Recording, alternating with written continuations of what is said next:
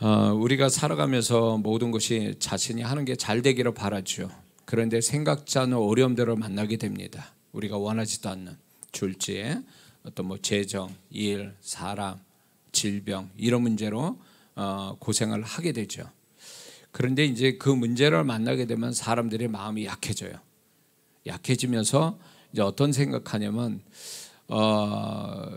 지금 이런 문제를 누가 와서 좀 건져줬으면 좋겠다. 해결해 줬으면 좋겠다. 환경이 어떻게 하다가 이렇게 뒤집어져서 잘 되는 환경으로 갔으면 좋겠다. 이런 생각을 합니다. 충분히 그럴 수 있어요.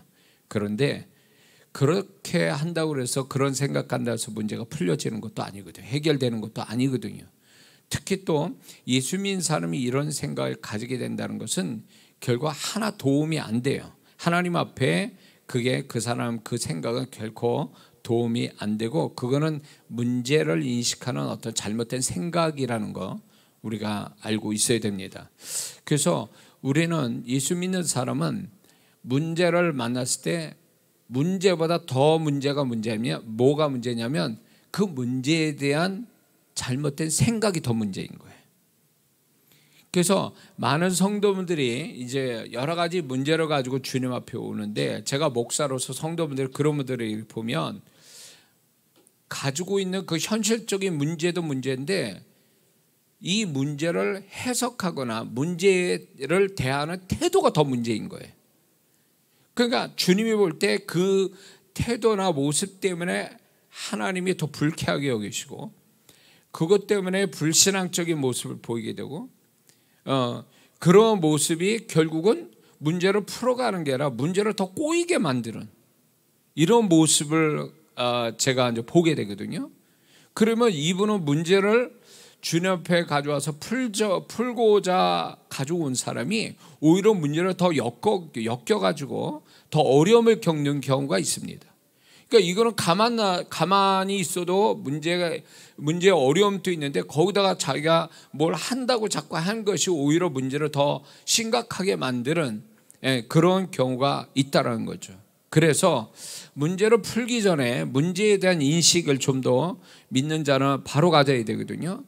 그러니까 광야 생활할 때 이스라엘 백성들을 보면 문제를 이렇게 만났습니다. 목마르고 목마름도 있고 고기 먹고 싶은 것도 있고 여러 가지 광야에서 문제가 있을 수 있죠. 그런데 그때 광야 1세대의 태도를 보세요. 어떤 태도를 보였는가? 시종일관 그들은 물론 그게 어려움이 있었겠죠. 그러나 그들은 시종일관 원망하고 불평했다고 그랬어요.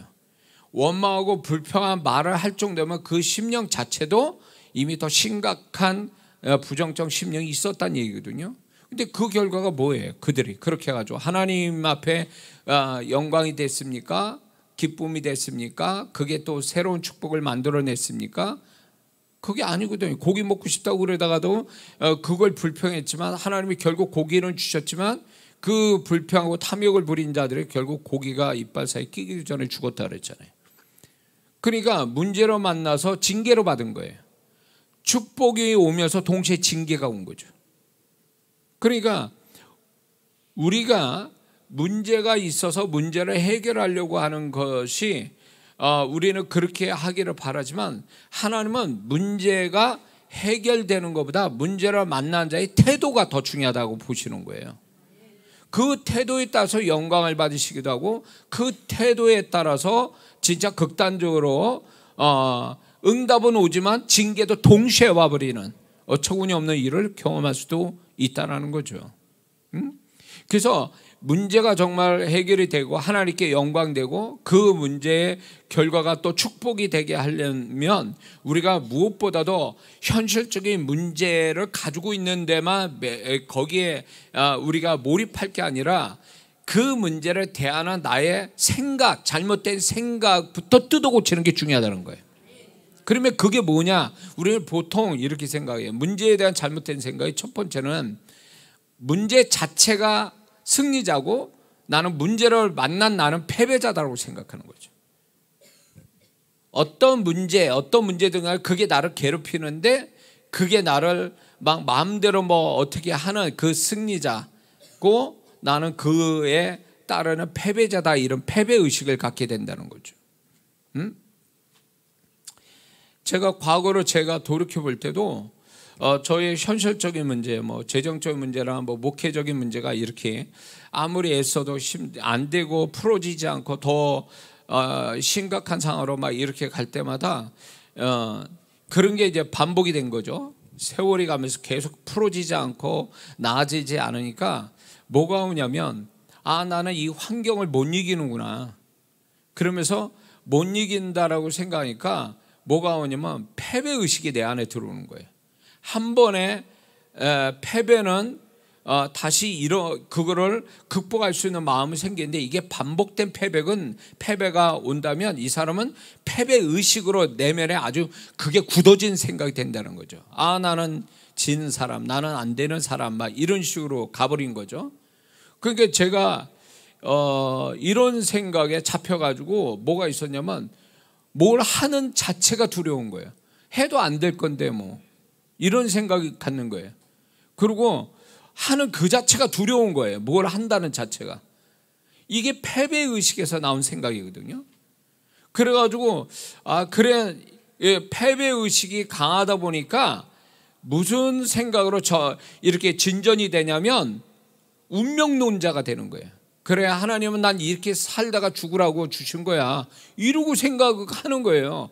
그래, 나는 별일 없고 나는 이런 환경을 극복할 수 없어, 탈출할 수 없어. 그렇기 때문에 나는 이걸 운명으로 받아들여야 돼. 운명적으로 이렇게 받아들이는 생각에 그 다음에 오는 생각이 뭔지 아세요? 체념, 자포자기. 나는 끝났어. 그러니까 그 정도가 되니까 뭐가 아니면 다른 사람이 나를 권면해주고 소망을 주는 말이 하나 도움이 안 되는 거예요. 그 정도 상태가 됐던 거죠, 제가 목사인대로. 그래가지고 그분들의 얘기는 나 뭐 듣기 좋으라고 하는 얘기지 뭐 그 말들은 무슨 나한테 무슨 도움이 돼. 차라리 그럴 바에 나한테 하다 못해 돈을 줘가면서 뭐 그러면 내가 좀 저기 할 텐데 뭐 말로만 그렇게 하는 거 나도 하겠다, 나도 속으로 이제 그런 생각까지 간 거예요, 제가. 그리고 자포자기한 거죠. 이제 나는 끝났어 뭐 이런 생각으로. 그렇게 되니까 무슨 생각으로 또 이렇게 진전이 되냐면 내일이 안 보이는 거예요. 내일이 안 보여요. 그러니까 내일을 소망할 수 없는 마음이 되니까 오늘 사는 자체가 비관적인 거예요. 오늘 살아가는 이 삶 자체가 절망적인 거예요. 오늘 살아가는 그 삶 자체가 의미가 없어져 버린 거예요. 이런 식으로 저는 이렇게 진전이 되더라고요. 제 사고의 생각의 흐름이 그렇게 가더라고요. 그러니까 얼마나 심각한 사람이에요, 제가 목사인데. 이걸 누구한테 얘기해? 실제로 제 아내한테도 이렇게 자세히 얘기를 못하는 거예요. 목사니까 부끄럽기도 하고 이런 얘기해서 또 아내를 마음 상하게 할 건 없고 뭐 이러니까 이런 생각으로 저는 이렇게 쭉 흘러가다 보니까 사람이 비참해지더라고요. 비참해지면서 이제 그 다음에 오는 현상이 이거였어요. 제가 왜 설명하냐면 이런 사람이 있어요, 지금. 그래서 하는 얘기예요. 제가 그렇게 되니까 뭐가 하냐면 사람 만나는 게 싫은 거예요. 만나고 싶지도 않아요. 만나고 싶지도 않고 이렇게 밥 먹고 산다는 자체가 너무 한심해 보이는 거예요, 제가. 짐승 같고 막 이런 생각으로 막 전화되니까 이게 얼마나 나의 자존감이 바닥을 치고 얼마나 나의 스스로가 나를 이렇게 바닥을 치게 만드느냐, 이런 거죠. 그러니까 목사니까 이런 것이 있으니까 이제 파생되는 어떤 내면이 뭔지 아세요? 생각이 열등감을 갖는 거예요. 별것도 아닌데 조금 나보다 낫다 그러면 너무 심하게 열등감을 가져가지고 괴로운 거예요, 그게 또. 그러니까 안 봐. 그러니까 어떨 때 TV도 안 봐, 그냥 안 봐. 왜? 보면 그게 속상한 거예요. 그 나오는 사람들을 보면서 속상한 거예요. 열등감이 발동이 되고. 그러니까 거의 제가 지금 돌이켜보면 환자예요, 환자. 그때 당시에는 어떻게 살아왔는지 몰라, 제가. 거기다 뭐 집이 뭐 지하지 막 교회도 지하지 그냥 땅굴을 파고 다니는 거야 이제 땅굴. 이게 살겠냐고 이게. 이게 막 너무 고통스러운 거예요. 너무 고통스러운 거예요. 나무차만 괜찮은데 묵묵하게 같이 있는 저 아내가 또 이제 그게 또 이제 어떤 때는 그게 불쌍하고 막 이런 생각이 들더라고요. 제가 그렇게까지 갔어요. 근데 주님께서 저를 바꿔 주시는데 이렇게 간단하게 이제 정리를 하자면 이거예요. 너희가 가지고 있는 문제와 이꼴 너라고 생각하지 마라. 뭔 말인지 아시죠? 이 얘기니까 감동은. 너는 여지껏 네가 가지고 있는 문제 이꼴 너라고 생각해서 이꼴시켜서 너는 비참한 그 생각을 가졌는데 나는 너를 그렇게 안 본다. 문제와 너라는 존재는 다른 거다. 근데 너는 이꼴시켜서 너를 스스로 불행하게 만들었다 이렇게 얘기하시는 거예요. 그분의 음성이 결론이 그거예요. 그래가지고 그래서 주님이 내가 너를 보배롭고 존귀히 여기며 너를 사랑했다라는 이사야의 말씀조차도 난 믿지 않는 사람이에요. 나는 그 주님의 사랑이 정말로 저는 그게 나하고는 상관없는 말씀이라고 생각한 거예요. 왜냐하면 내 현실이 이렇게 안 풀려지고 현실에 그 현실은 나를 비웃는 것 같고 그게 승리자가 돼서 나를 짓밟고 있고 나는 그 밑에서 깔려가도 신음하는 사람인데 그 말씀이 나하고 상관없는 말씀이에요. 그분은 거짓말을 하시지 않는 분이지만 그 말씀이 나하고는 관계가 없는 말씀이라고 생각한 거예요. 그러니까 나는 내 문제 때문에 내가 그 어떤 부정적 생각의 흐름 속에서 파묻혀 살았던 거예요. 그러니까 하나님의 사랑, 하나님의 계획, 하나님의 손길 이런 게 전혀 경험이 안 되는 사람이었거든요. 목사인데도. 그러니까 한마디로 비참한 사람이었던 거예요. 그러니까 문제가 많아서 비참하기도 하고 그거에 대한 하나님의 손길을 못 봐서 비참하고 장래가 안 보여서 또 비참하고. 그러니 뭐 제가 제가 설교 중에도 그런 얘기했지만 제 솔직한 심정이 있어요. 하나님이 교회를 저한테 맡겨줘서 나는 한 교회를 맡길 만한 자격된 주의 종이라고 생각해서 개척을 정말 용감하게 돈 없이 시작한 사람이었는데 제가 그 단계까지 가니까 문제가 때문에 그 단계 패배의식 속에 갇히니까 하나님 앞에 내가 걸림돌 되는 사람이구나. 교회를 맡을 수 없는 자가 맡아가지고 교회도 망치고 그 교회에 불러주신 영혼도 나 때문에 지금 망하고 있구나. 이 생각까지 발전하더라고. 그러니까 뭐가 오냐면 그 다음에 생각이 뭔지 죄책감이 오는 거예요. 미치겠더라고. 이거는 나 하나로 끝나는 게 아니라 하나님 영광을 가리고 하나님 기대감을 기대감의 배신감을 드리고 그리고 내가 이런 모습에 하나님이 기뻐할 수도 없고 또 나한테 영혼 붙였는데 나는 그 영혼을 축복할 만한 사람도 안 되고 그러니까 막 너무 힘들었던 거죠. 근데 주님이 그 힌트를 주신 게 아까 얘기한 문제와 너는 별개의 것이다. 네가 그런 문제에 있다 그래서 나는 너를 그렇게 문제 속에 있는 너를 그렇게 생각하지 않는다는 거예요. 그러면서 나는 너 그 자체로 존귀하게 여기고 나는 여전히 너를 기대하고 있고 내가 너를 향한 계획은 여전히 있으며 내가 그거를 반드시 이루어 갈 거다. 네 힘으로 되는 게 아니라 내 은혜로 될 것이다. 이거를 가르쳐 주신 거예요. 그래서 그때가 2002년인가 그래요. 그때 소망을 가졌어요. 소망이라는 걸 갖게 됐어요. 그러면서 나중에 제가 발견한 게 뭐냐면 난 속았다. 나는 속은 자다. 문제에 속은 자다. 내가 철저하게 속아서 살아왔다. 그래서 마귀는 그런 문제를 통해서 나를 짓밟아서 완전 무기력한 자 돼서 망할 자로 만들려고 했던 거에 대해서 주님은 이대로 놔뒀다 얘 아주 병신되고 잘못되겠구나 이런 생각하신 것 같아요. 그래가지고 저에게 이제 기도 속에서 서서히 그분의 이제 어떤 그 빛과 같은 음성이 이제 저한테 주시면서 이제 저를 내면을 고쳐주시는 작업부터 저를 축복하셨어요. 너는 지금 가지고 있는 건 사망의 생각이라는 거죠. 죽으러 가는 생각이라는 거예요. 그러면서 그 생각을 깨트려 주시는 기간이 거의 1년 가까이였던 거예요. 왜냐하면 제가 그동안 쌓여왔던 이 모든 생각들을 다 깨부시는 작업에 그분이 정말로 그래가지고 어디까지 깨부셔서 저를 새롭게 만들었냐면, 내가 왜 내 인생에 내가 이렇게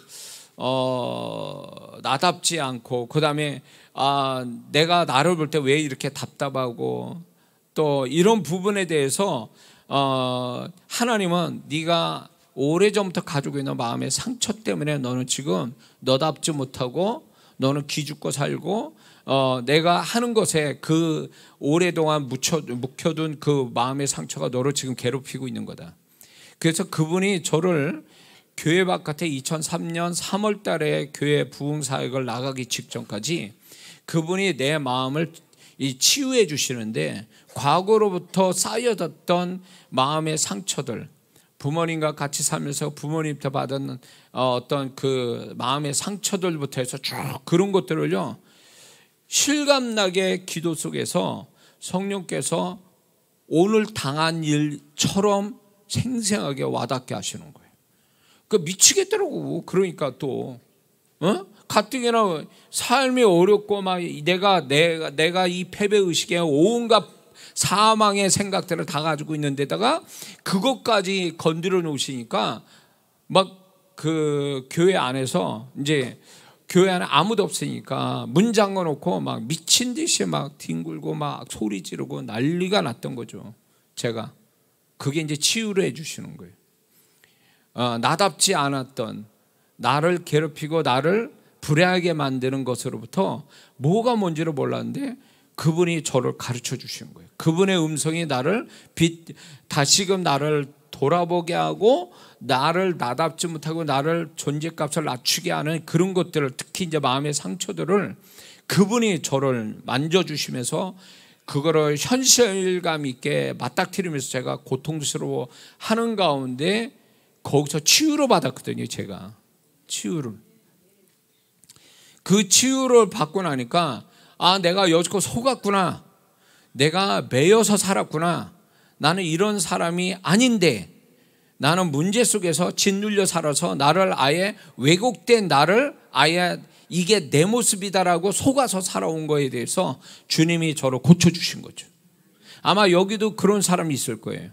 살아온 세월이 있어서 살아온 세월과 어떤 그런 문제, 지금 또 계속 괴롭히는 문제 속에 있다 보면 분명히 저희가 겪었던 그걸 겪고 있을 거예요. 그럴 때 제가 거기서 그 터널에서 빠져나온 사람이기 때문에, 목사로서 빠져나왔기 때문에 정말 분명히 말씀드리고 싶은 거는, 지금 모습은 진짜 그 사람 진짜 모습이 아니에요. 하나님이 축복하는 모습이 아니에요. 문제에 짓눌리고 여러 가지 마음의 상처로, 트라우마로 인해서 그걸로 변형되고 왜곡된 나를 지금 갖고 있는 거지, 진짜 내 모습은 아니에요. 하나님이 나를 존귀하게 여겨서 만들어주신 그 모습이 감춰진 거예요. 그래서 하나님은 나를 뜯어 고쳐서 내면을 치유하셔서 뭐라 하냐면, 그분이 바라시는 내 모습을 회복시켜 주시는 거예요. 없는 나의 모습을 만들어내신 게 아니라 원래부터 그분이 주신 내 모습을 다시금 회복시켜 주신 거라는 거죠. 그렇게 하고 나서 지나고 보니까 이제 제가 그런 고침받고 성도들을 보니까 제2의 이장한 목사가 다 있더라고. 막 제2, 제3제 막. 그래가지고 제가 성령께서, 제가 이제 이런 거를 배운 적도 없는데 성령의 감동을 쫓아서 제가 지금 이 얘기를 한 2시간 정도로 설교를 한 거예요. 설교도 아니죠. 제 간증이죠. 이 얘기를 하니까 막 난리가 나서 막 그분들이 막 앉아있는 분들 듣다가 막 깨지기 시작하는 거예요. 막 치유가 일어나면서 막 성령이 막 그냥 덮쳐가지고 사람들이 막, 이제 저는 그냥 하고 있는데 소리를 바락바락 지르가면서 막 그냥 막 엎어주고 막 뒹굴고 난리가 난 거야. 보니까 저 같은 사람이었던 거예요. 근데 듣고 이분이 그게 주님의 음성으로 들려진 거죠. 그래 막 완전히 박사 깨진 거죠. 그런 걸 보면서 주님이 나만 이렇게 겪고 나온 차만 이렇게 갖고 있는 게 아니라 누군가가 또 그런 분을 축복하려고 나를 부끄러운 거잖아요. 사실 목사라면 정말 좋은 정말 근사한 얘기들만 해야 되는데 나는 그런 목사가 아니고 나는 그런 어려움을 겪었던 사람으로서 거기서 탈출됐기 때문에 너는 말을 하라는 거예요. 그분의 손길로 된 거니까. 그러면 누군가가 반응을 한다는 거지. 그때 정말 그렇게 되더라고요. 근데 그분들이 듣고 저같이 탈출한 거예요. 그래가지고 소위 말하면 제 매니아가 됐죠. 집회 때마다 찾아오고 막 열심히고 막 저를 도와주고 막 난리를 쳤죠. 그래가지고 인생도 잘 되고 그분의 원래 하나님의 그 모습이 회복이 되니까 자기가 어떻게 할지가 아니라 회복이 되니까 어떻게 할지를 이미 알고 있는 거예요. 그러면서 하나님의 손길이 더 풍성하게 나타나서 만나보면 그런 분들은 막 간증이 너무 많은 거예요. 할 얘기가 많은 거예요. 주님이 도우신 거에 대해서. 저는 여기서 잠깐 얘기하지만 여기서 혹 그런 분들이 아직도 문제 속에 짓눌려서 자기답지 못하고 그러고 왜곡된 자기 모습을 자기 모습인 줄 알고 자기를 스스로 부정하고 이런 거 있죠. 내가 봐도 내가 싫다. 이런 모습이 있다면 그 사람을 잘못 보고 있는 거예요. 하나님은 그렇게 만드신 게 아니거든요. 하나님이 성경에 다윗의 물맷돌도 쓰시고 삼손의 턱뼈도 쓰시고 모세의 지팡이도 귀하게 쓰시는 하나님이 우리를 구원시켜서 정말 우리가 하나님의 자녀된 나를 그냥 이렇게 돌멩이에 나에게 턱뼈도 지팡이도 안 되는 존재로 살아가게 만드시겠냐는 거죠.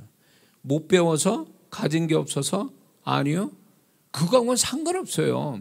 우리가 뭘 가졌느냐, 내가 가지고 있는 것, 나하고 관계된 것하고 나라는 존재는 이꼴시키면 안 된다는 거예요.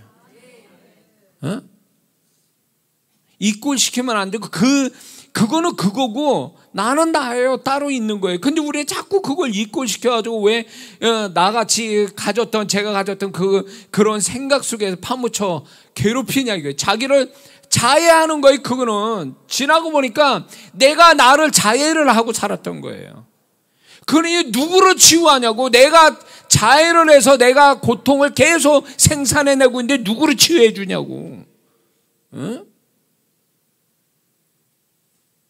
이거를 주님이 가르쳐 주니까 뭐가 이렇게 제가 더 깨달아지냐면 저를 통해서 하나님이 놀라운 일들을 막 역사하실 때 주님이 또 이런 얘기 하세요. 너 지금 역사하고 이런 것들에 대해서 이 꼴 너라고 생각하지 마라. 이걸 교만하지 마라. 그건 네가 하는 게 아니야. 내가 하는 거야. 그러면서 네 자랑하지 마라. 그래서 제가 이 집회하고 정말 그분이 하신 일이 굉장히 많았거든요. 기록해놓을 그분이 기록하지 못하게 했어요. 기록하지 못하게 하고 그리고 한때 기록하지 못하고 촬영도 못하게 만드신 거예요. 샀는데 그 캠코더도 못하게 하신 거예요. 네 자랑되는 거 너는 지금 아니라고 그러지만 그게 네 자랑 될 것을 내가 알기 때문에 전혀 기록하지도 말고 기억하지도 말고 기록으로 남기지도 마라. 한때 그랬어요. 그런데 그게 이제 한 10년쯤 지나가니까 이제 기록하는 거에 대해서 이제 주님이 저를 인정하신 것 같아요. 그게 내 자랑이 될 수 없다는 거, 그걸 이꼴시키지 않은 나를 주님이 이제 인정하신 줄 알았더니 이제 기록하고 영상으로 남기게 하고 그래서 유튜브까지 나온 거예요. 사실 그걸 보면서 안 됐다고 그래서 그 안 되는 환경과 문제 속에 나를 이꼴시켜서도 안 되지만 잘 될 때 그걸 나라고 생각해서 이꼴시키면 그것도 더 심각한 문제가 된다는 거죠. 그래서 제가 목회자분들을 훈련시킬 때 굉장히 훌륭하신 분들 많아요. 큰 교회 섬기고 있는 분들. 이런 분들을 이렇게 볼 때에 저분이 지금 저 상태로 주님이 어떻게 생각하실까를 이제 지금 저한테 가르쳐 주시는 게 있거든요. 근데 이제 저 앞에 제가 무명일 때에 그럼에도 불구하고 누구한테 들어가지고 이제 저를 통해서 주님의 음성을 듣겠다고 겸손한 마음으로 오시는 분들이 있어요. 그분들을 보면 이게 된 분이에요. 이렇게 자기가 가지고 있는 소유한 거와 자기를 이꼴시키지 않는다는 거예요. 충분히 자랑할 만한 건데도 불구하고 그거를 자기하고 이꼴시켜서 교만하거나 그런 게 아니라 따로 생각하는 거예요. 그래서 겸손하게 이건 주님이 하셨습니다. 나는 아무것도 아닌데 저를 주님이 이렇게 하셨어요. 그러면서 겸손하게 저 같은 목사한테 와서 한 주님의 음성 듣고자 하는 그 목사님이 대단하게 보이시더라고요. 그래서 상 받을 만해요. 그 목사님이. 그러니까 우리가 자칫 잘못하면 자기는 똑똑하다고 생각하고 이게 맞다라고 생각을 하지만 결국 그것이 함정이라는 거죠. 하나님 원하지 않는 생각을 치우쳐가지고 막 내달리는, 그렇게 해서 하나님도 인정 못 받고 하나님이 안타까워 여기시고 자기 인생을 이상하게 만들어버리는 이런 사람이 되지 말라는 거죠. 믿습니까? 그래서 지금 여러분들이 어떤 문제를 가졌든 간에 그것 때문에 여러분 존재의 가치를 낮추지 마세요. 우리는 다 예수님의 핏값이란 말이에요. 예수님의 핏값으로 만들어진 사람이에요. 그럼 예수님의 핏값이 값으로 셀 수 없는 귀한 거라면 나라는 존재도 그만큼 귀한 거예요. 그렇기 때문에 이런 게 있어요. 한국 사람은 열등의식이 심해요. 마음 상처도 많이 받아서 그런지 열등감이 심하다 보니까 어떤 그 높은 자존감을 가지고 당당하게 살아가는 거에 약해요. 한국 사람들이. 이게 그 신앙의 개인적 신앙, 개인적 하나님 앞에 존재값을 높이는데 방해거리가 돼요. 너무 자기를 겸손도 아니고 자기를 막 낮춰버리니까. 그러니까 우리는 이런 게 잘못된 생각이 있어요. 이거 하나님이 집사님 이거 하는 게 좋겠습니다. 하나님도 이걸 원하십니다. 그러면 이분이 겸손 아닌 겸손으로 저 못합니다. 제가 뭘 한다고요? 이래요. 그러면 이게 겸손인 줄 알아요. 그러니까 그거는 겸손이 아니에요. 너무 자기를 낮추는 데서 오는 열등감에서 나오는 하나의 불신앙이지 이게 겸손이 아니라고. 정말 자기가 존재감이 하나님 앞에 있고 자기가 높은 자존감을 가진 사람이라면 주님이 집사님 이거 해도 하시면 좋겠다고 이렇게 말씀합니다. 그래요. 제가 주님 의지해서 해보겠습니다. 이게 높은 자존감을 가진 겸손한 자라는 거죠. 이래야 되는 거예요. 근데 우리는 너무 있죠. 이런 자기를 꾹꾹 눌러서 자기를 누르다 못해 결국 자기 스스로가 자기를 상처 주는, 자기를 더 어렵게 만드는 사람들이 많다는 거죠. 이건 하나님 뜻이 아니에요. 하나님 뜻이 아니라고. 특히 여기 사역자분들이 있다면 잘 들으세요. 이런 하나님께서 사역자는 평신도와 다르게 하나님이 누군가를 가르치고 축복해 줄 통로자로 쓰임받기 위해서 그 사역자를 다루시는데 많은 상처를 받게 하고 많은 어려움, 문제 속에 살게 하시는 하나님의 섭리가 있어요. 그는 그 사역자가 망하게 하려고 잘못돼서 그런 게 아니에요.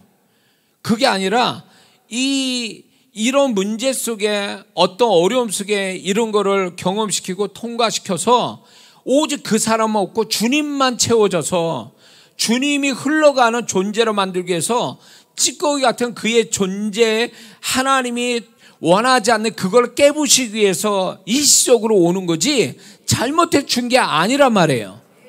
바울이 훌륭한 사람인데 고린도후서 11장 23절에서 27절에 다양한 그의 고난을 얘기하잖아요. 왜 그럴까요? 목숨 걸고 복음을 전하는 바울이 그 고난이 있었기 때문에 주님이 나타나는 거예요. 그 사람에게서. 고난이 없었다면 율법으로 완전한 사람이고 구약에 정말로 엘리트 교육을 받은 사람이면 충분히 다른 사도보다도 내가 우위에 있다 이렇게 자랑할 만한 모든 조건을 다 가진 사람이잖아요. 그러면 그게 정말 하나님의 사역자로 정말 하나님이 바라는 사역자가 될 수 있느냐는 거예요. 그런 모습 가지고 하나님 안 씁니다. 외모적으로 인간이 가지고 있는 좋은 것 가지고 하나님 쓰시는 게 아니거든요. 하나님이 쓸만한 사람은 누구냐면 그 사람을 비워야 하나님 쓰시는 거고요. 그 사람이 자랑하거나 관계된 자랑하는 모든 것들을 그 내면에서 사라지고 오직 주님만 충만한 자가 돼서 그 주님을 흘러가게 하는 자가 진정으로 사역자가 되는 거거든요. 그러니까 어느 사역자든 간에 고난을 통과하지 않는 사역자가 어디 있냐고. 어쩌면 살아가면서 계속 고난이 있겠죠. 그러나 그 고난을 주시는 하나님의 뜻이 뭐냐 말이에요. 결국 우리는 소멸되고 나는 없고 주님만 살게 하시는, 주님만 흘러가게 하는 이 사역자 만들려고 어쩔 수 없이 싹싹 비워내기 위해서 녹슬은 수도 간에 그 때가 이끼가 끼고 뭐 더러운 게 끼는 걸 다 벗겨내듯이 우리 자신을 다 벗겨내서 주님만 채워지는 아주 깨끗한 통로자 되게 만들려고 그렇게 하시는 거 아니냐 말이에요. 그러니까 사역자는 외적인 거 뭐 공부 많이 하고 뭐 은사 있고 등이 그거 자랑하면 안 돼요. 그걸 자랑하는 게 아니라 내가 주님의 고난을 통해서 내가 많이 비워져서 주님이 내 안에 더욱더 채워지는 그걸 자랑해야 돼. 그 주님을 자랑해야지. 그러니까 아직도 뭔가 자기가 소유한, 자기하고 관련된, 자기가 소유한 걸 자랑하면 이 사람은 아직 모르는 사람이에요. 이건 사역자 될 아직 자격되게 아주 모르는 사람이라고. 사역자는 단 하나예요. 사역자를 세우신 건요, 주님이 흘러가게 하려는 통로자로 세우려고 세운 거지, 주님이 아닌 다른 거를 흘러가게 하는 건 사역자가 아니에요. 주님의 사역자가 아니라고. 그러니까 주님이 저같이 부족한 자도 여기까지 저를 이렇게 여러 가지로 훈련하시고 목회 문제 뭐 여러 가지로 주신 것도 그런 과정을 겪은가 고나마 요만큼 된 거예요. 저도 그나마 제게서 주님이 정말 주님이 만족하지는 못하시지만 그래도 그나마 조금이라도 주님이 흘러가는 존재로 만드시면서 그 과정이 있었던 거예요. 은사로 된다고? 아니요. 은사로 되는 게 아니에요. 그거는 하나님이 그 삶을 통해서 존재를 다루어서 그 존재가 하나님 바라시는 모습이 비로소 되어질 때에 거기서 주님이 흘러가는 자가 되는 거거든. 사역자분들 잘 들으세요. 요즘은 너무 요령으로 하고 뭐 자기가 가지고 있는 재능 가지고 뭐 이렇게 하려는 건 제가 볼 때는 엄밀히 좀 엄격하게 표현하자면 사역자가 아니에요. 이 사람은요. 사역자, 주님의 사역자가 돼야 되잖아요. 사람의 사역자가 아니라 주님의 사역자면 주님께 흘러나와야 주님의 사역자지, 주님이 흘러나오지 않은 거면 그건 사역자가 아니라고요. 그거는. 이해가 되시죠? 자, 얘기는 다시 돌아와서 이제 이런 잘못된 생각이 또 이런 게 있어요. 문제가 나를 괴롭히는 문제가 주인이고 나는 거기에 시달리고 있는 종이고 이런 생각이 있어요. 그리고 나를 괴롭히는 문제가 가해자고 나는 일방적으로 피해자고 이런 생각을 가지고 있어요. 그러니까 문제에 대한 의식이 문제에 대한 개념을 이런 식으로 잡고 있는 거예요. 그러니까 결국은 뭐냐면 제가 이렇게 여러 측면으로 설명을 했지만 결국은 나는 문제 앞에서 별 볼 일 없는 사람으로 인식하는 거예요. 어려운 문제들이 있을 때.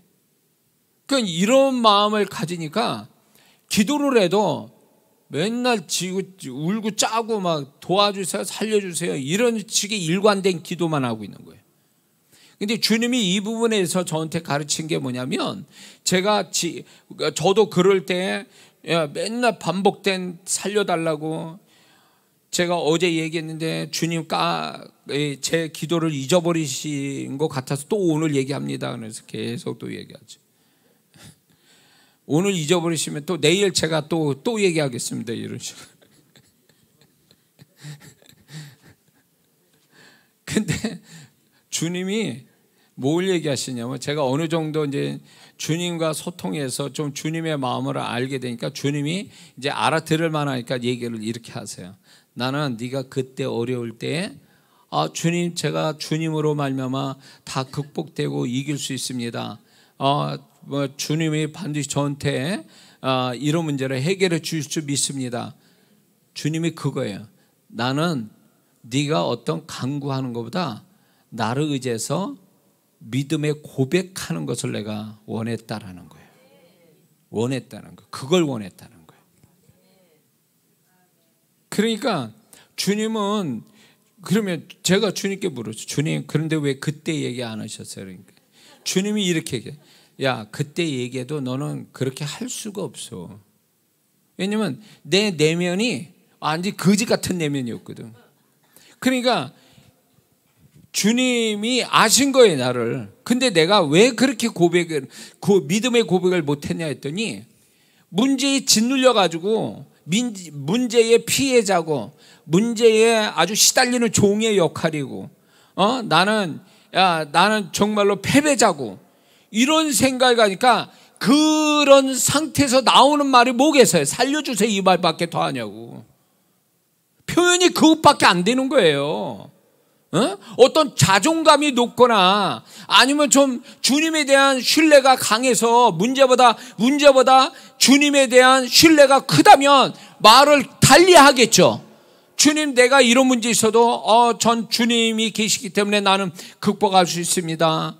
잘할 수 있습니다. 내가 사망의 음침한 골짜기 다녀도 저는 걱정 없습니다. 왜냐하면 주님이 저와 함께 계시기 때문에. 이 근사한 말을 못한다니까요. 문제에 짓눌려 사는 자는요, 살려달라는 소리밖에 못한다고. 결론은 그게 과연 믿음의 말이고 정말 하나님을 신뢰하는 말이겠느냐. 그거보다 더 중요한 건 그 사람이 문제에 대한 인식을 잘못하고 있기 때문에 문제에 짓눌려 있는 패배자와 종과 피해자 입장에 서서 얘기하는 거예요.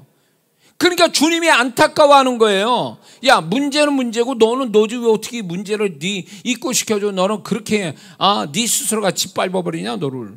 이렇게 생각하시는 거죠. 가만 보니까 이게 지금 서론이거든요.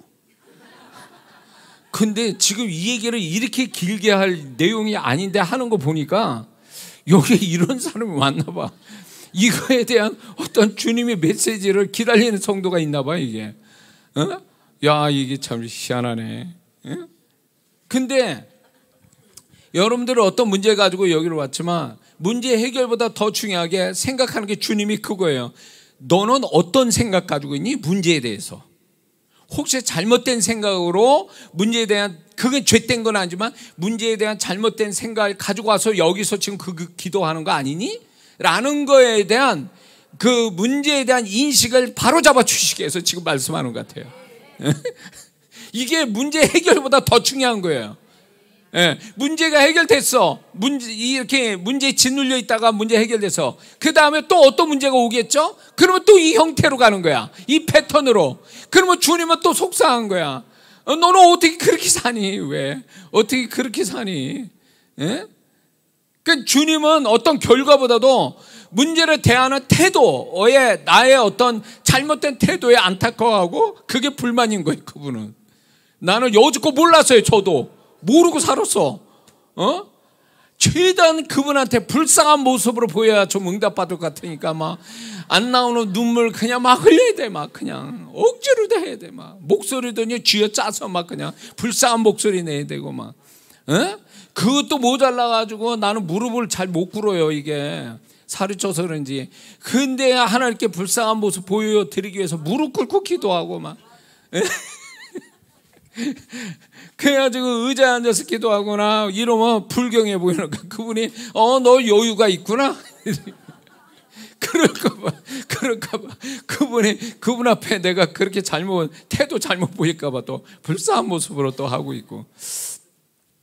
이게 잘못된 거죠. 다 잘못된 거예요. 그러니까 주님은 야, 너 생각을 고쳐야 돼. 너 문제 해결을 해달라고 하기 전에 문제가 왜 왔고 또 문제에 대해서 내가 가지고 있는 그 생각을 가지고 문제를 태도를 취하면 좋겠다. 이게 주님 마음이거든요. 그래서 지금은 제가 어떤 문제를 만나도 과거같이 대하지는 않습니다. 과거같이 그렇게 생각 안 해요. 오히려 게임하듯이 생각을 하거든요. 그리고 그분이 어떻게 하실 건가에 대해서 이제는, 옛날에는 문제를 이렇게 쳐다보는 입장이거든요. 불쌍히 여겨달라고 이렇게 문제를 보면서. 근데 지금은 그게 아니에요. 내려다보는 거죠. 이렇게 문제를. 입장이 달라졌어. 입장이. 그건 뭐냐면 결국 생각의 차이인 거예요. 하나님이 원하는 생각을 갖게 되니까 이게 문제를 바라보는 시각이 달라지면서 또 어떤 결과도 또 달라져요.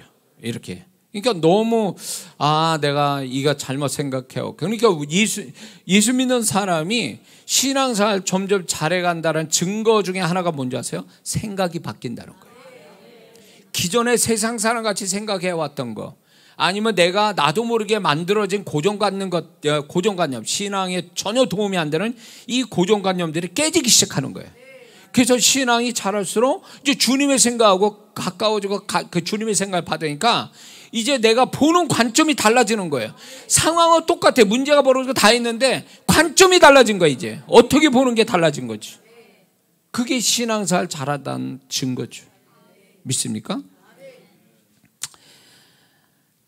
자, 그래서 우리는 문제를 어떻게 인식하는 게 정말 그분이 바라는 대로의 문제의 어떤 태도냐 할 때에 첫 번째 이거 분명합니다. 문제를 주신 하나님은 답도 주신다.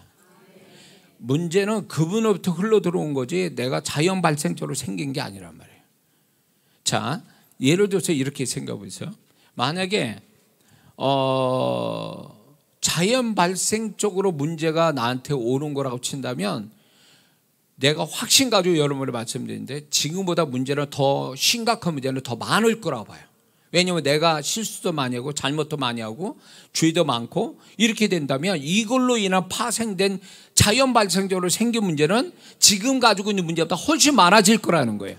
이 얘기는 무슨 얘기냐면 그런데 그렇게 많아졌는데 왜 지금 볼 때 내가 이걸로 문제가 생길 수도 있는데 왜 문제가 안 생기고 이 정도 사이즈로 와야 되는데 요만큼의 문제가 오지? 그 해답은 뭔지 아세요? 하나님이 막을 건 막아주시고 그분이 문제로 허락할 때 큰 문제지만 또 축소시켜서 나한테 감당할 만큼만 주시고 그러니까 요만큼만 문제가 온 거예요. 그러니까 그분의 손을 거쳐서 그분이 통제하고 선별해서 왔으니까 요 정도지. 만약에 그분이 그런 식으로 검열하지 않는 채 그냥 내가 하는 대로만 하는 대로 족족이 다 문제가 발생이 된다면 못 살죠 지금. 그 얼마나 감사할 일이에요 이게. 그러니 문제를 이렇게 내 믿음의 분량에 맞게 주신 그 하나님은 문제를 주시면서 동시에 답도 주신다는 거죠. 그래서 저를 비유로 들게 수학 문제를 낼 때 답이 안 나면 그거는 문제로서 성립이 안 된다. 이거는 상식이죠. 그렇기 때문에 수학 문제가 있으면 답이 나와야 문제로 성립되는 것처럼 하나님이 우리에게 문제를 주셨다는 건 답을 이미 우리에게 주시고 시작한다는 걸 우리는 항상 그 생각을 해야 될 줄 믿습니다. 그래서 문제는 문제로 끝나지 않고 이 문제를 결국 나한테 축복이 된다. 이 생각을 가지면 문제에 대한 인식이 달라지거든요. 정탐꾼이 40명이 12지파에서 이제 40일 정탐하고 돌아와서 그들의 고백을 할 때에 정말 그들은 비관적인 10명이 고백하죠. 그러나 여호수아 갈렙은 그들은 우리의 밥이라 이렇게 말하거든요. 결국 문제로 보는 인식이 다른 거예요. 똑같은 걸 보고도 해석이 달리하는 거죠. 근데 하나님이 누구 편에 섰어요? 여호수아 갈렙 편에 섰잖아요. 그 생각이 맞다고 얘기하는 거잖아요. 그러니까 여호수아 갈렙이 뭐 행동을 액션 취한 게 없어요. 그냥 그들이 가지고 있는 생각만 얘기한 건데 하나님이 그게 내 생각인데 네가 그 생각을 가졌기 때문에 내가 너를 지지하고 내가 존귀하게 만드신다는 얘기 아니에요. 생각만 잘해도 그렇다는 거 아니에요.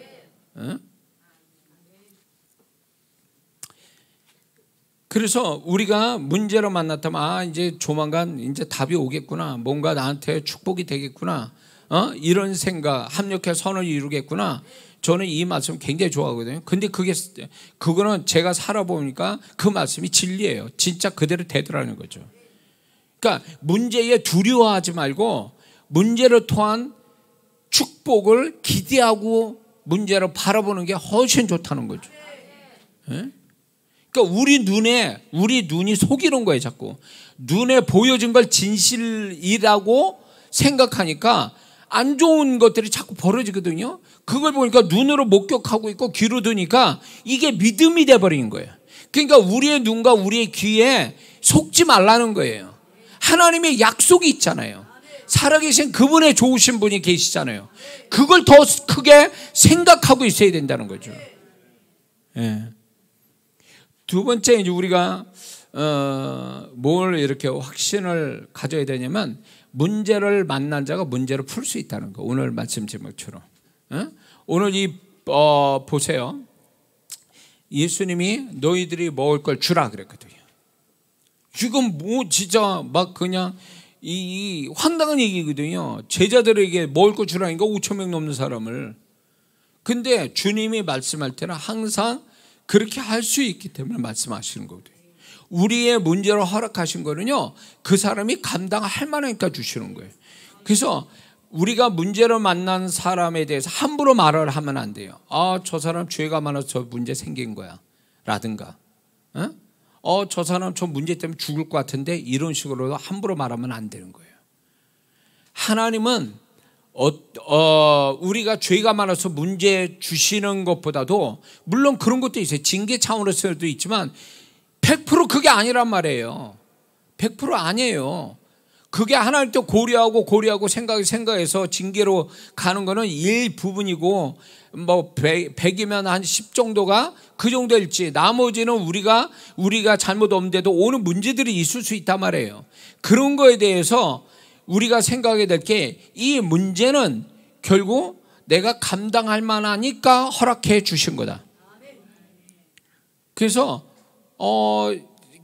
위로해 준다고 문제 받는 사람은 어떡하냐고, 이렇게 잘못되면 어떡해, 그러면서 공감해 준 건 좋은데 그 말이 그 사람한테 절망감을 준다면 말을 하지 마세요. 참, 함부로 말하면 안 돼요. 오히려 아주 단호하게 그분의 입장을 모르는 것처럼 아주 격려할 때도 잘 할 수 있다고, 하나님이 끝내는 축복하실 거니까 잘 견디라고, 이렇게 말하는 게 그분을 돕는 거라는 거죠. 괜히 공감해 준다 그래서 사람 더 사기 떨어뜨리고 막 상처 주고 말이에요. 이럴 필요, 이렇게 하면 안 돼요. 이거는 아주 무지한 사람이, 잘못된 사람이죠. 자, 먹을 거 주라 그랬단 말이에요. 그러니까 제자들이 먹을 걸 줄 수 있기 때문에 주라고 그랬어요. 근데 결국 찾았잖아요.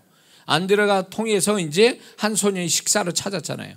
결국은 그들이 먹을 것을 주님이 준비한 게 아니라 제자들이 준비를 해서 주게 됐잖아요. 그게 주님이 축복해서 기적을 만들어 온 거예요. 그러나 그 기적을 만들어 소스, 그것은 결국은 제자들이 찾아내서 결국 5천 명 넘게 먹게 했잖아요. 이걸 통해서 우리가 알 수 있는 게, 어마어마한 우리 앞에 문제가 있다 할지라도 네가 먹을 걸 줘라. 네가 풀 수 있어. 문제 만나니? 그러면 네가 충분히 풀 수 있는 키를 가지고 있어. 능력을 가지고 있어. 이걸 주님이 말씀하는데, 이거에 대한 우리가 확신을 가져야 된다는 거죠. 누가복음 5장에 보면 베드로가 밤새도록 그물질을 했지만 고기 못 잡았죠. 근데 그 문제, 그 하루 동안 일해도 얻지 못하는 그 문제를 만난 베드로에게 또 문제를 풀 수 있는 키를 주시잖아요. 깊은 데서 그물을 내라. 이게 베드로가 만약에 고기를 잔뜩 잡아왔다면 주님이 그 배에 타지도 않고 이런 말씀을 하시도 안 해요. 근데 그가 문제를 가졌으니 주님이 문제 해결에 주님이 오셔서 문제 해결을 주신다는 거죠. 근데 주님이 그물질했습니까? 아니잖아요. 베드로가 그물질했잖아요. 문제를 만나 이 밤새도록 그물질 수백 번 했는데도 고기 못 잡은 그 그물을 가지고 다시 그물을 던져서 잡잖아요. 문제를 만난 자가 문제를 풀 수 있게 해주잖아요, 주님이. 그렇기 때문에 우리는 이렇게 생각해야 돼요. 내가 문제 만났는데 누가 도와주겠지 중복 기도를 기도해 주세요 이런 분들이 있어요. 근데 본인이 진짜 기도도 안 해. 자기 문제인데 남의 기도에 의지해서 뭔가 해결해 보려고. 아니요, 그 사람은 백내 가도 중복 기도 축복 못 받습니다. 제 인상적인 경험에서 중복 기도가 그 사람한테 실제적으로 축복이 되려면 그 사람이 그거 이상으로 기도하고 있어야 되는 거예요. 그래야 중복 기도가 시너지 효과를 나는 거예요. 근데 많은 어떤 성도는 자기는 기도 안 하면서 계속 기도 구걸하듯이 막 기도해달라고 그렇게 얘기해요. 이렇게 하는 사람은 잘못 알고 있는 거예요. 잘못된 거예요. 그래서 하나님은 이런 게 있어요. 하나님은 문제를 만난 자에게, 문제를 만나면 이런 생각 가진 사람이 있어요. 나는 문제를 해결하기는 너무 역부족이야. 난 빈털털이야. 난 아무것도 없어. 그렇기 때문에 누가 도와줘야 돼 이러거든요. 아니요, 절대 그렇지 않습니다. 하나님은 문제를 만난 자에게 어떤 시기든 그 사람이 가지고 있는 것 가지고 문제를 풀 수 있게 이미 예정되어 있다는 거죠. 계시되어 있단 말이에요. 응? 다윗이 물맷돌 가지고 골리앗을 죽이잖아요. 모세의 지팡이는 늘 쓰던 거예요. 그건 늘 쓰던 거. 정말 하찮은 거예요. 그 나무는 얼마든지 그 광야에서 얼마든지 구해서 다듬으면 또 쓸 수 있는 것들이에요. 정말 하찮은 건데 그게 엄청난 하나님의 능력의 통로가 되잖아요. 어디서 주워온 게 아니잖아요. 어디서 만들어서 누가 제공한 것도 아니잖아요. 이게 뭘 얘기하는 거세요? 아무리 그 사람의 문제가 심각해도 하나님은 그 사람이 가지고 있는 하찮은 걸 가지고도 큰 문제를 풀 수 있게 하나님이 설정해 놓으셨다는 거예요.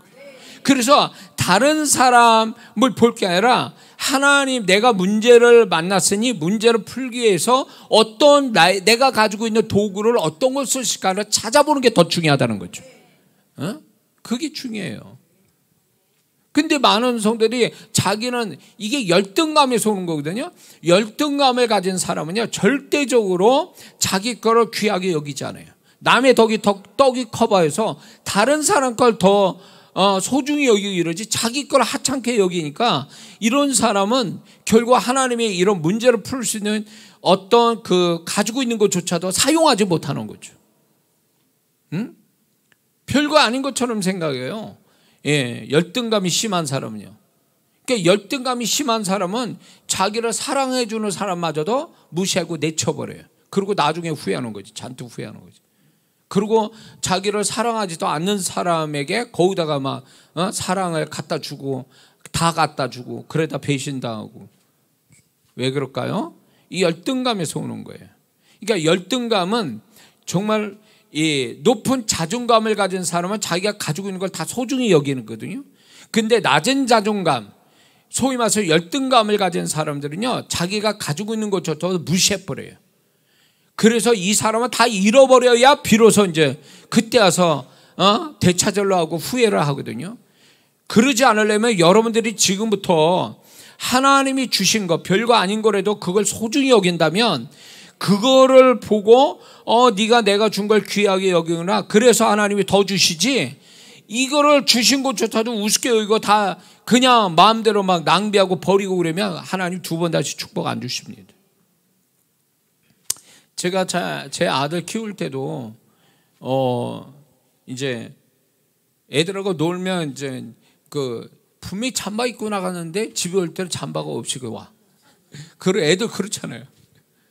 야, 너 잠바 어디 있어? 근데 요즘 애들은 막 물건을 아무데나 막 둬 그냥 애들이 막 그러면 또 사주고 막 이러니까. 근데 저는 그거는 용납을 못해요. 이 어릴 때부터 이렇게 되면 사치하고 낭비하고 그다음에 자기 물건을 소중히 여기지 못하면 이건 분명히 커서 이게 확대되면 사람도 우습게 볼 거라는 거죠. 자기 사람을. 그러니까 제 아들이 이럴 때 어느 날은 한밤중에 이제 늦게 이제 애들하고 운동장에서 놀고 이렇게 하는데 없어 옷이. 그래서 야, 네 옷 어디 있냐 그러니까 어딘가 있대 거기에. 가라. 가. 그래가지고 내보냈어요. 그 찾아오라고. 예. 부모 마음은 그렇잖아요. 돈이 많아서 또 사준다고? 그건 자녀 교육을 잘못시킨다고 봐요. 음? 그래서 제 아들 키울 때도 얘가 아빠가 엄마가 소중히 생각해서 뭘 이렇게 해주잖아요. 근데 그걸 우습게 여기고 한쪽에 쳐봐두고 안 쓰잖아요. 그 다음에 국물도 없어요. 안 사줘요. 왜? 저는 이게 신앙교육이라고 그러는 거예요. 네가 장차 앞으로 하나님이 너한테 주시는 것들에 대해서 네가 소중히 여기지 못하고 이걸 버리거나 무시해서 없애버리면 하나님 2번 축복 없다는 거예요. 이걸 얘기했거든요. 그렇기 때문에 네가 가진 거에 대해서 부모로부터 받은 거는 소중히 여겨야 된다. 예? 그래야 하나님이 제가 이제 제 아들도 이렇게 쓰는 거 보면 이제 커서 이렇게 보면은 정말 아껴서 잘 쓰더라고요. 그리고 보면은 뭘 사달라는 얘기를 잘 안 하는 타입이라다 보니까 오랫동안 써요. 다른 사람보다 한 2배 이상을 길게 쓰더라고요. 그러니까 마음에 어떤 미안한 감이, 부모로서 미안한 감이 있으면서 얘 좋은 걸 또 사줘야지 이런 마음이 든다. 그게 주님의 마음이라는 거지.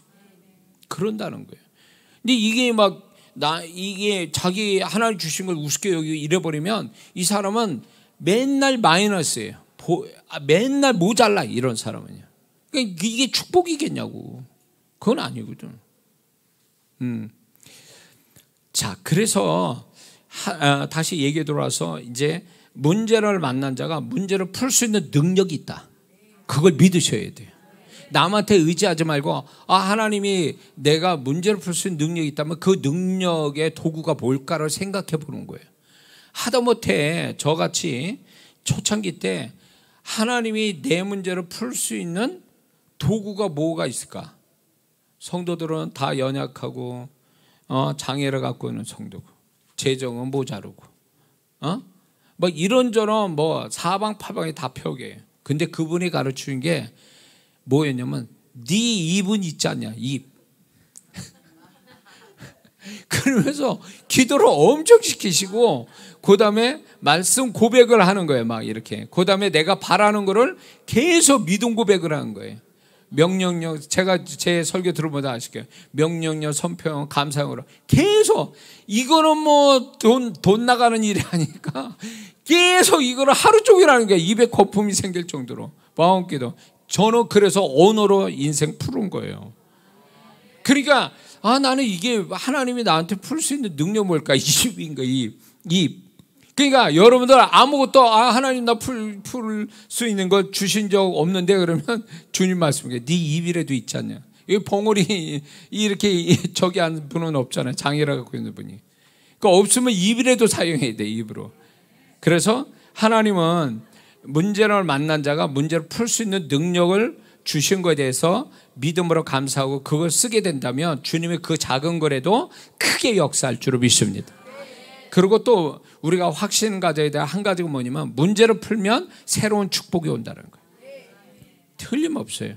내가 잘못해서 문제가 왔다 해도 그거를 하나님께 정말 그 문제를 하나님의 내가 잘못해서 징계처럼 오는 그 문제라도 하나님 기뻐할 태도로서 문제를 풀어가면 그 보상으로 하나님이 새로운 축복을 열어가시는 거예요. 예? 저는 이게 부모 자식 관계도 그렇다고 봐요. 제가 이제 가까다 제 어렸을 때 우리 아버님이 잘못하잖아요.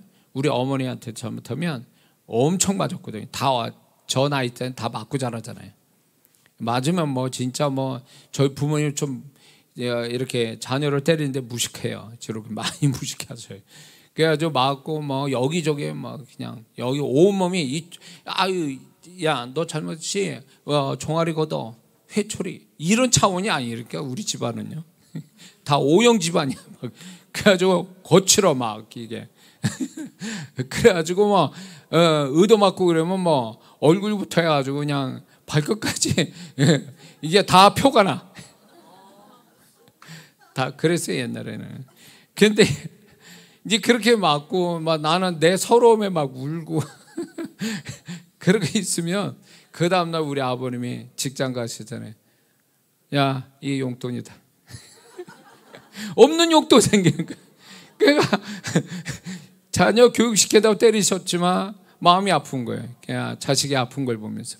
그래서 없는 용돈이 생겨서 또 그것 때문에 또 뭐 기분 좋아져가지고 어린 시절에 그랬던 생각이 나요.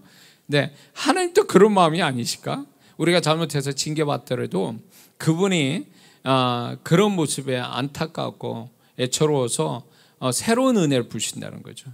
그게 과정 속에서 하나님을 그래 제가 잘못을 인정하고 회개하고 겸손해지는구나, 더 안 하려고 저렇게 하는구나. 그러면 물론 잘못해서 두드러 맞는 거라도 결국은 그분이 그래 네가 내 의도를 알고 정말 그렇게 바르게 돼 있구나, 그러면 보상으로 축복하신다는 거죠. 이걸 확신해야 돼요. 세 가지 확신. 문제가 있으면 답도 있다. 또 문제를 만난 자가 풀 수 있는 능력이 있다. 그리고 문제를 풀면 새로운 축복이 온다. 믿습니까? 자, 근데 여기서 우리 한 가지 알아야 될 게 문제마다 기한이 있다라는 게, 기한. 그러니까 여리고성 한 예를 들게. 여리고성은 7일이라는 기간이 있는 거예요. 정했잖아요, 그분이. 이스라엘 백성이 정한 게 아니잖아요. 7일 동안 13바퀴 돌면 여리고성 무너진다, 이거잖아요. 이걸 통해서 우리가 알 수 있는 게 뭐냐면, 하나님은 문제를 허락해 주시지만 그 문제를 풀 수 있는 기한 안에 풀 수 있도록 온갖 지혜와 능력과 열심과 무슨 환경과 이런 걸 다 주세요. 그때 풀어야 돼요. 그때 그걸 주시는 은혜를 가지고 붙들어야지. 만약에 이스라엘 백성 오늘 피곤한데요, 내일 하죠, 그래가지고 7일이 아니라 8일로 가고 9일로 간다면 여리고성이 무너졌을까요? 안 해요. 왜? 하나님의 계획은 7일이기 때문에. 이스라엘 백성이 광야 생활을 빨리 끝내는 시점이 있었어요. 2년 2개월 20일에 가데스 바네아에서 딱 이제 가나안 땅 들어갈 수 있는 찬스가 생겼어요. 근데 하나님 뜻은 그거예요. 2년 2개월 20일 만에 가나안 땅 들어가는 거. 근데 그들이 엎었죠. 하나님 불신앙 때문에 안 들어간다. 그래서 어떻게 됐어요? 40년을 또 다시 뺑뺑이 돌렸잖아요. 결국 그거는 40년은 하나님의 계획이 아니잖아요. 생고생한 거예요, 생고생. 그렇죠? 그것처럼 우리가 하나님이 얘가 이렇게 문제를 풀도록 은혜 주시고 뭐 여러 가지 돕는 환경, 사람을 주셨는데 그건 생각하지 않고 은행 다니고 사람 찾아다니고 여기 다니고 저기 다니고, 그래가지고 하나님이 문제를 풀 수 있는 기한 안에 은혜 주실 때는 다 넘어가 버리고 이제 막 해봐도 안 되니까 뒤늦게 주님께 찾아온 사람이 있어요. 이 사람이 그러니까 소위 말하면 2년 2개월 20일로 끝날 문제를 40년을 돌아가게 만들어요. 몇 배예요 도대체, 몇 배? 이렇게 되면 안 되는 거예요. 그러니까 여러분이 문제를 만났다 그럴 때 하나님이 문제를 풀 수 있는 기한을 주시고 지금 문제를 주신 거구나. 그럴 때 바짝 주님께 더 가까이 나오고, 그래서 평소에 1시간밖에 기도 못한 사람은 2시간 하고 문제가 생기면, 그리고 교회를 한 번밖에 안 나온 사람은 교회 2번 나오고, 봉사 안 한 사람은 봉사하고, 이게 이렇게 바짝 되들어야 하나님의 그 기한 안에 문제가 속히 끝나게 하시는데, 하나님은 이거 아셔야 돼요. 하나님은 앞당겨서 축복은 하셔도 딜레이해서 축복하신 적은 없어요. 연기시켜서 축복한 적 없단 말이에요. 연기가 되는 건 그 사람이 잘못해서 연기가 되는 거지, 하나님은 절대로 정시에 아니면 그 앞당겨서 축복하는 게 하나님의 뜻이란 말이에요. 이거는 하나님이 문제를 풀 수 있는 은혜의 때에 그 기한 안에 해야 되는데 안 해서 넘어간 거예요. 그러니까 생고생하는 거예요, 그 다음부터는. 그러니까 이러지 말라는 거예요. 어떤 사람은 문제가 심각한데 식사기도 하듯이 기도해. 여유롭게 교회 슬렁슬렁 교회 나와서 뭐 그래가지고 어떻게 문제를 풀자는 거예요 도대체. 자, 우리 몸 안에 이제 상처가 나면 세균이 들어가잖아요. 근데 이 세균을 들어와서 몸을 망치게 하니까 백혈구가 상처난 데에 파송이 돼서 평소보다 백혈구가 2배 이상 그 상처난 데에 침투한 데 그 파송이 된대요. 파견이 돼서 이 백혈구가 상처와 세균과 싸워서 장렬히 전사한 현상이 고름이라고 그래요. 어? 근데 이게 자동적으로 이루어진다는 거예요. 우리 몸이 하나님이 기가 막히게 만드신 게, 우리 몸의 세균을 막기 위해서, 그리고 면역력이 떨어지면 심각해지는 문제가 여기 있어요. 면역력이 어느 정도 있는 사람이면 몸을 스스로가 자연 치유력, 몸을 보호해주는 몸 자체의 그런 능력이 있다는 거예요. 그래서 백혈구가 상처가 나면 평소보다 더 많은 백혈구가 거기에 파송되는, 그것처럼 우리가 문제를 만나면 그 문제를 풀기 위해서 하나님 성령께서 반드시 기한 안에 풀도록 열심이라는 거 주실 거예요. 영적 의욕, 내지는 믿음, 어떤 열심, 어떤 환경, 사람, 뭐 이런 걸 다 붙이시거든요. 빨리 풀으라고. 근데 이거를 눈치를 못 채는 거예요. 눈치를 못 채니까 이 사람은 눈치를 못 채고 지 멋대로 딴짓하고 있는 거예요. 그러니까 많은 성도들이 저 성도는 덜 급하구나. 제가 하는 얘기가 뭐냐면, 항상 문제를 만날 때 질문하는 게 첫 번째 뭐예요? 기도 얼마나 하셨어요? 이렇게 물어보거든요. 기도를 제가 들어볼 때 이분은 기도를 심각하게 많이 하질 않았어. 그러면 제가 농담삼아 이러니, 덜 급하시군요. 이러니. 덜 급하니까 그렇게 기도하는 거예요. 그런 모습으로. 에? 왜 그렇게 하냐고. 하나님은 이걸 풀게 하기 위해서 혼자 애쓰라고 하는 게 아니라 정말로 성령님을 통해서 환경과 그 사람 심령에서 막 역사라고 했는데 왜 그 흐름을 못 쫓아가냐고. 그리고 이런 성도들이 특징이 뭔지 아세요? 변명과 핑계와 이유가 많아. 기도하려는데요, 사람이 찾아왔어요. 어디로 가야 되거든요? 뭐 이래요. 이거 여기다 써야 돼요. 아니, 지금 뭐가 더 중요한지를 모르는 거예요. 그런 핑계와 변명과 이유를 많이 대는 사람은 반드시 문제는 기한 안에 못 끝납니다. 하나님이 기도할 마음을 부어주실 때만 기도해서 기도 양이 차서 해결해 주려고 그러는데 기도할 시간에 딴짓하고 있어. 그러면 이 사람이 기한 안에 하나님이 풀어주려고 기도의 양을 채우려고 도우시고 있는데 딴짓해가지고 기도해 주시는, 기도로 도우시는 성령의 역사가 소멸된, 기한이 지나간 다음에 기도를 해봐. 기도 안 돼요. 절대 안 돼요. 절대 안 돼요. 저도 지금 안타깝게 생각하는 게 뭐냐면, 제가 문제가 많을 때, 이제 문제가 있어서 이제 주님이 저를 풀어주실 때 기도부터 시켰거든요. 믿음 고백에 입술을 자꾸 쓰게 하셨는데, 평소에 제가 1시간도 기도를 못해요. 새벽 기도하면 30분 하고 많은데 1시간이 뭐예요? 하다 보니까 나중에는 8시간을 스트레이트로 기도하는 거야. 계속. 근데 제가 제 아내한테도 그래서, 여보, 이거 내 마음이 아니야. 내가 할 일이 아니야. 내가 하는 게 아니야. 그렇게 말할 정도로. 근데 지금 돌이켜보면 내가 그때 그렇게 열심히 안 냈으면 어쩔 뻔했을까, 이런 생각이 들어요. 왜? 어느 시점만 그렇게 기도시키더라고요. 그리고 그 후에는 그렇게 기도하려도 안 돼. 그걸 보면서 그분이 이 문제와 축복을 주시기 위해서 딱 정해놓고 은혜를 주시는데 나는 그걸 놓치지 않으려고 했던 게 다행스러운 거예요. 근데 다른 분들은 나하고 유사하게 그런 어떤 과정 속에 있는 분들인데, 그분들은요 여유로웠어요. 저보다 급하질 않아요. 나는 절박했는 것서 그냥 그분이 하란 대로 막 했는데, 그분은 여유로운 거예요. 여유로워가지고 한눈 둥 만운 둥 그래. 그러니까 그분은 변화가 없어요. 하나님의 급격한 축복은 없더라고. 근데 저는 엄청난 축복을 받았거든요. 네?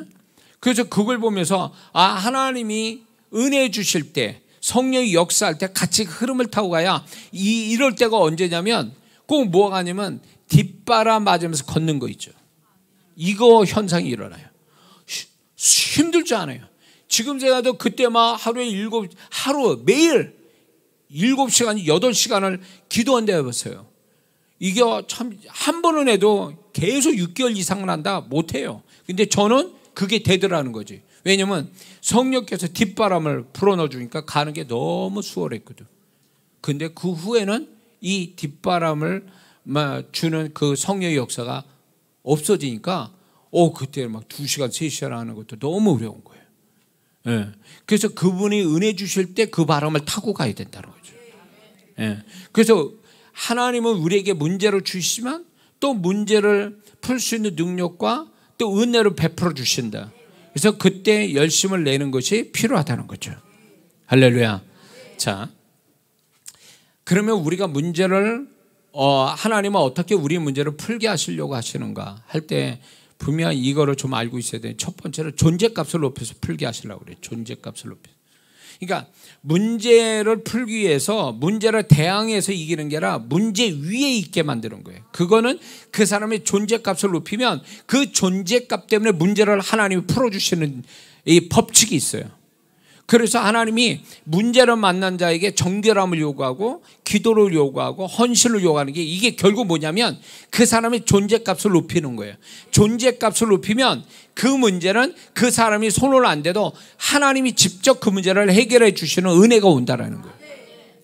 그래서 그러니까 문제를 만날 때 이 사람이 존재값을 낮추면요 그 문제는 해결 안 되고 길게 갑니다. 근데 이 사람이 존재값을 높이면 하나님이 주권적인 역사가 와서 속히 끝나는 일이 있어요. 이건 분명히 아셔야 됩니다. 예? 그 성령께서 존재값을 높이기 위해서 막 역사를 해가잖아요. 그 흐름을 타야 돼요. 어느 날은 하루 종일 회개만 하고 있어요. 내가 어느 날은 하나님 내가 사역과 우리 교회의 문제를 해결해 주세요. 이거 아주 기도하는데 어느 날은요 그분이 하루 종일 회개만 시켜요. 왜냐? 지나고 보니까 그분은 나의 존재값을 낮추는 이 문제를 해결하기 위해서 회개시키는 거죠. 그래서 존재값을 높이는 거죠. 그걸로 해결하려고 하는 거예요. 그래서 문제를 대항해서 이기는 것도 있지만 문제를 대항하지도 않고도 이기는 비기는 그 사람의 존재값이 높으면 끝나는 얘기예요. 자, 예를 들어서 9급 공무원이 해결할 문제야. 주민하고 막 다투어서 막 해결해야 돼. 근데 1급 공무원이 오면 바로 해결돼요. 위치가 다르니까 신분이 다르고 이런 거 똑같은 원리예요. 이해가 되시죠? 그리고 하나님이 우리의 문제를 풀어가실 때 그분이 주시는 또 뭐가 있냐면 피할 길이라는 게 있어요. 고린도전서 10장 13절에 감당할 만큼 주시고 그 후에 피할 길 주신다 그랬거든요. 그 피할 길은 다른 표현하면 비상구 같다. 그리고 어떤 문제를 풀 수 있는 어떤 틈을 주신다는 거죠. 예, 그게 우리가 문제에 막 당황돼 가지고 막 이 문제가 나를 집어삼켜서 죽일 것 같이 이러지만 가만히 좀 마음을 진정시키고 가만히 자기의 상황을 가만히 자세히 들여다보면 그 속에서도 그분은 일하고 계세요. 근데 그게 뭐냐면 피할 길을 준비해 놓고 이끌어 가시는 거예요.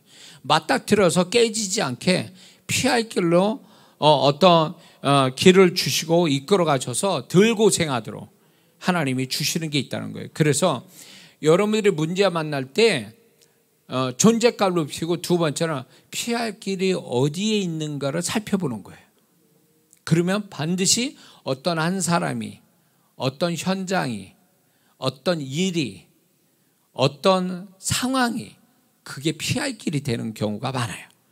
그걸 경험하는 그게 하나님이 예비해 놓으신 거죠. 이해가 되시죠? 그리고 이제 그 다음에 뭐냐면 하나님이 우리를 어떻게 문제를 풀 수 있게 하냐면 세 번째는 주님께 역사하실 자신의 무언가를 요구하신다는 거예요. 그거를 요구를 이루어 드릴 때 문제가 풀려지는 역사가 있어요. 이거 아주 중요해요. 그러니까 어떤 사람은 기도만 합니다. 근데 기도만 가지고 하나님이 그 사람을 역사하는 게 있지만 기도만 가지고 역사하는 게 아니에요. 뭔가를 이 사람에게 뭔가를 요구하시는 게 다른 부분에 요구하시는 게 있어요. 그게 어떻게 오냐? 그 사람 마음에 감동, 기쁨, 내지는 어떤 부담 이런 형태로 와요. 마음에. 이거 가지고는 안 되겠는데 하나님이 이런 걸 원하시는 게 아닌가 이렇게 생각 든다면 그거예요. 그렇게 하면 그 하나님이 요구하는 걸 이루어 드릴 때 그 사람의 문제가 하나님이 기한 안에 끝나지는 경험은 얼마든지 있어요. 그러니까 어떤 성도는 알면서도 안 한 사람이 있고 몰라서 못한 사람이 있어요. 이 부분에 대해서. 그래서 여러분들이 이렇게 물론 기본적으로 교회 생활하면 기도를 하죠. 문제가 있으면 이렇게 있을 때 그렇게 하잖아요. 그런데 그 외로 주님 저한테 요구하시는 게 이 상황에서 이 문제 앞에서 제게 다른 거 요구하시는 게 있습니까? 하고 질문을 해야 돼요. 예? 우리 여기 권사님 하나님께 질문을 참 잘하시는데 질문 잘하는 사람이 똑똑한 사람이에요. 주님은 질문에 대해서 절대로 질문에 답을 안 하시는 분이 아니라 반드시 답을 주세요. 그러니까 질문을 많이 하는 성도가 하나님 앞에 똑똑한 사람이 되는 거예요. 질문을 안 하니까 무식한 소리 듣는 거예요. 질문을. 예? 그러니까 학교 다닐 때 봐요. 똑똑한 친구들이 질문하지. 예?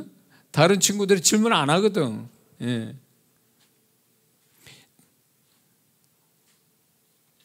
공부 잘 안 하는 친구들은 선생님 종 쳤어요. 끝나야 돼요. 그게 이제 그런 말만 하는 거예요. 자, 그래서 여러분들이 저와 여러분들이 저는 왜 이 얘기를 하냐면 자, 주님이 이제 아까 다시 본문으로 돌아갈 때 너희가 먹을 걸 주라. 그러니까 주님이 그 먹을 걸 찾아야 되잖아요. 이걸 요구하고 계셨거든요. 그러니까 안드레가 찾으러 다녔잖아요. 근데 찾아졌잖아요. 그거 가지고 역사가 왔잖아요. 그러니까 만약에 그냥 주님 우리가 어떻게 먹입니까? 그리고 주님이 아무 얘기 안 하셨다면 뭘 가지고 역사를 할 것 같아요? 이미 계획은 주님은 네가 먹을 거를 가져와야 내가 역사한다는 얘기인데 설정이 그렇게 된 건데 이 제자들이 아무것도 안 가져온다면 아무 역사 안 일어났겠죠. 그거와 같아요. 그분이 요구하는 게 있다라는 거예요. 우리는 문제로만 때 주세요 이것만 얘기하지 말고 뭐를 주님 저에게 이 상황에서 뭘 요구하십니까? 라고 물어본다면 이게 정말 신앙 좋은 사람이죠. 그냥 하나님께 더 많이 받아도 항상 모자란 사람들인데 뭘 더 주님 드릴까를 생각한다면 이건 차원이 다른 얘기죠. 지금 이 설교는요 제가 살아오면서 경험된 얘기예요. 이 말씀도 그렇지만 제가 경험된 거를 이 말씀을 같이 나누는 거예요. 그렇기 때문에 여러분들이 문제에 대한 인식 거기다가 문제에 대한 어떤 확신, 세 가지 확신 거기다 하나님이 문제에 대해서 우리에게 바라시는 태도 어떻게 하기를 더 원하시는지를 알고 여러분들이 산다면 문제가 더 이상 아닐 수가 있는 줄 믿습니다. 그 문제는 결국 하나님을 경험하는 도구에 지나지 않다. 그리고 그 문제를 통해서 하나님이 영광을 받으신다면 우리는 그 일로 잘 되든 못 되든 간에 그게 하나님의 목적이었기 때문에 우리는 목적을 달성하는 복이 있는 자가 된 줄 믿습니다. 그래서 이 말씀으로 여러분들이 깨닫고 지혜롭기를 주의 이름으로 축원합니다. 기도합니다.